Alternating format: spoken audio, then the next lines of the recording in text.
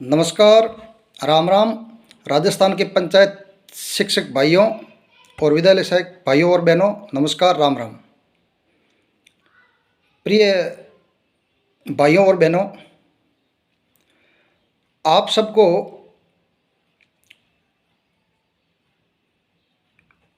वर्तमान में अपन एक अलग दौर से गुजर रहे हैं, क्योंकि स्थिति ऐसी है। इसमें आम जो गांव और ढाणियों में बैठा एक पंचायत शिक्षक और विद्यालय सहायक इंतजार कर रहा है कि हमारा नियमितीकरण क्यों नहीं हो रहा है, जबकि हमने सब प्रकार की हर चीज़ के ऊपर मापदंड पे खरे उतर रहे हैं। उसके उपरांत भी हमारे साथ में ऐसा क्यों हो रहा है, ये एक सभी के मन में दुविधा है।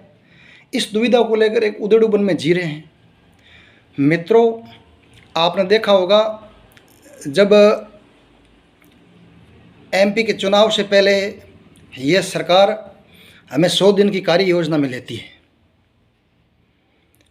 अधिकारी हमें 100 दिन की कार्य योजना में लेते हैं, और जब धीरे धीरे टाइम ये बढ़ता है, टाइम 100 दिन की नज़दीक पहुंचता है, तो ये अचानक अपन को उस कार्य योजना से ये अधिकारी अपन को बाहर कर देते हैं, बड़े दुर्भाग्यपूर्ण तरीके से, जब बहुत बड़ा धोखा होता है।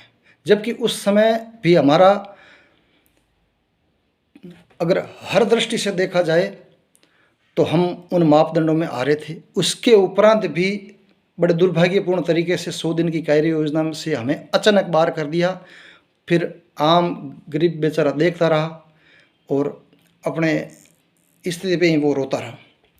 लेकिन मित्रों, उसके बाद में स्टेप टू स्टेप अपन आगे बढ़ते हैं और ये अन्याय की प्रकाष्ठा शुरू होती है।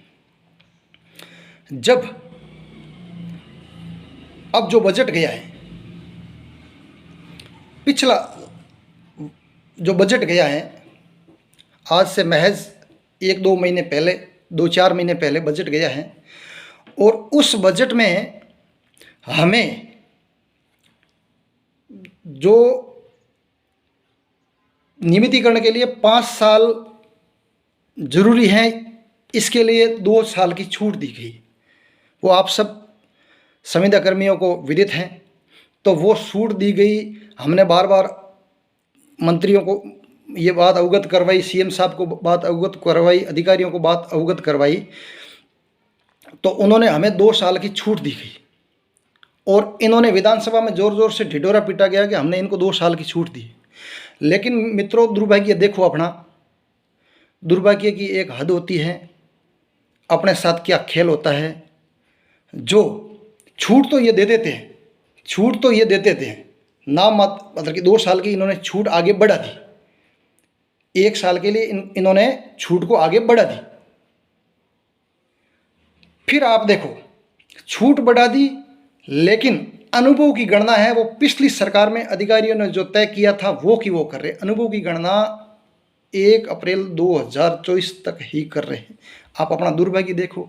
जब आदमी एक दिन से ही रिटायरमेंट होता है तो उसको कितना अफसोस होता है, लेकिन 1 अप्रैल 2024 के बाद में पता नहीं कितने महीने हुए हैं आज की तारीख तक, लेकिन आज वो काउंटिंग नहीं कर रहे हैं।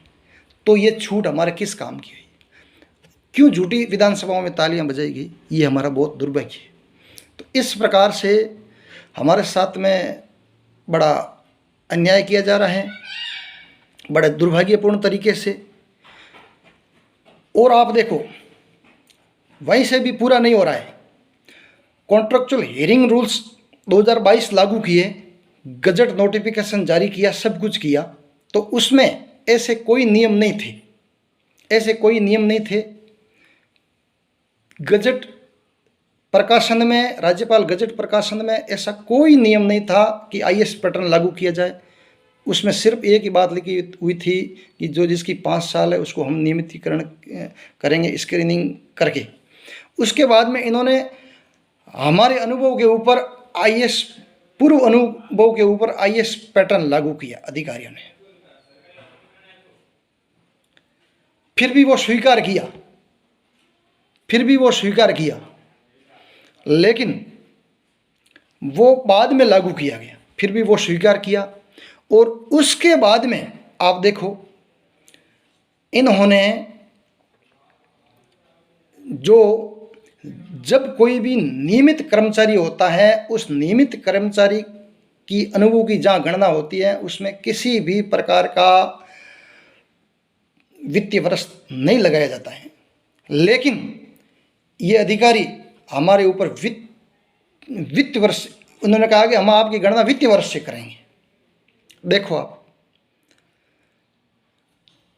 फिर ये भी बात एक्सेप्ट की, वित्तीय वर्ष भी आप लगा दो हमारे ऊपर, जो आपको थोपना है वो लगा दो, लेकिन हम सब नियमों में आ रहे हैं, हम सब नियमों में खरे उतर रहे हैं।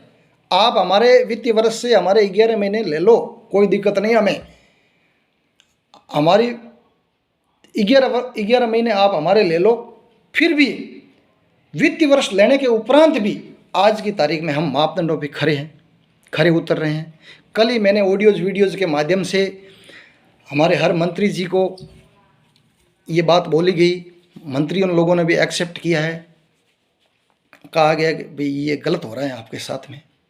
और माननीय सीएम सर जोधपुर में आए थे, उस समय हमने आवाज़ उठाई तो सीएम सर को कहा कि सर हमारे साथ में बहुत धोखा हो रहा है, जो आपने मापदंड बनाए हैं उस मापदंडों पे हम खरे उतर रहे हैं, आपने जो नियम बनाए हैं उन नियमों पे हम खरे उतर रहे हैं, उसके उपरांत भी हमारे साथ में ये धोखा क्यों हो रहा है, क्यों हमारे ऐसे ऐसे नियम बनाए जा रहे हैं, ऐसे ऐसे नियम बाद में लागू किए जा रहे हैं हमको पीछे रखने के लिए। सीएम साहब ने कहा कि बेटा अगर इस प्रकार से कोई कर रहा है तो मैं आपके साथ में हूँ, आपके साथ में गलत होगा तो मैं आपके साथ में हूँ। सीएम साहब ने हमें भरोसा दिलाया, सीएम साहब ने कहा कि मैं आपके साथ में हूँ, ये सीएम साहब ने खुला बोला, हमारी टीम को खुला बोला। इसके उपरांत भी आज हमारे साथ में धोखा हो रहा है।